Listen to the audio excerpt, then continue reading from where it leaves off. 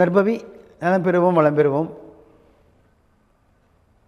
இந்த காணொலியை பார்த்து கொண்டிருக்கும் அன்பு நெஞ்சங்களுக்கும், சப்ஸ்கிரைப் செய்த சொந்தங்களுக்கும், சேர்வராகினி அறக்கட்டளையின் சார்பாக பொன் பரமேஸ்வர சுவாமியின் ஆசீர்வாதங்கள், நன்றிகள்.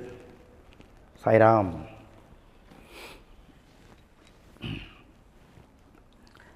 ஆறு மனமே ஆறு, இந்த ஆண்டவன் கட்டளை யாரு அப்படின்னு ஒரு கவிஞர் பாடிட்டு போயிட்டார். அது ஆன்மீக சம்பந்தமான ஒரு பாட்டு தான். நடிகர் திலகம் ஒரு சன்னியாசியாக நடிப்பார் அந்த படத்தில், அந்த பாட்டில். அப்போ அந்த அறுபடை முருகனையும் காமிப்பாங்க.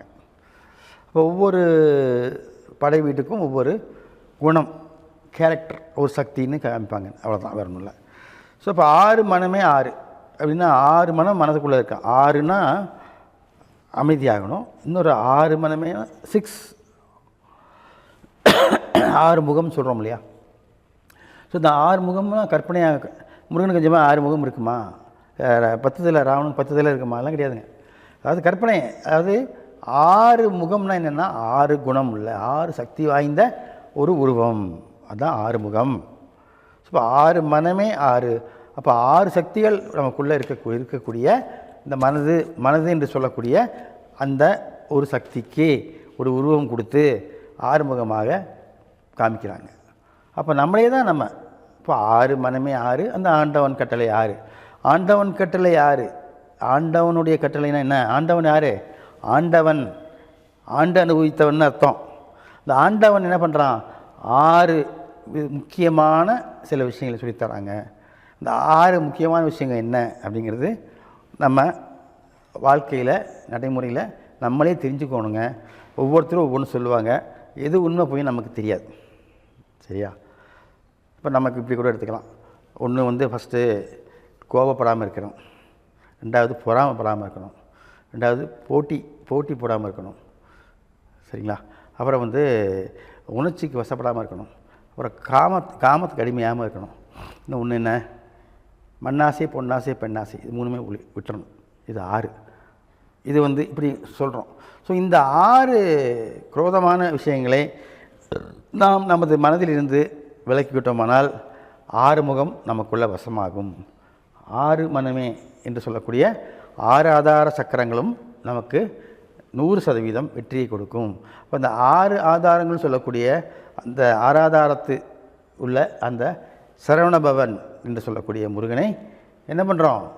அதுக்கு தான் வழிபாடு பண்ணுறோம். நம்ம நினச்சிக்க திருச்செந்தூர் போகிறது, ஐயா சாமி நமக்கு கர்ணனை மீட்டு கொடு, எனக்கு சொத்து வாங்கிறதுக்கு வழி கொடுக்காமி, இல்லை இப்படி தான், இதுக்கு தான் நினச்சிக்கிட்டு இருக்கோம். ஆனால் அது கிடையாது.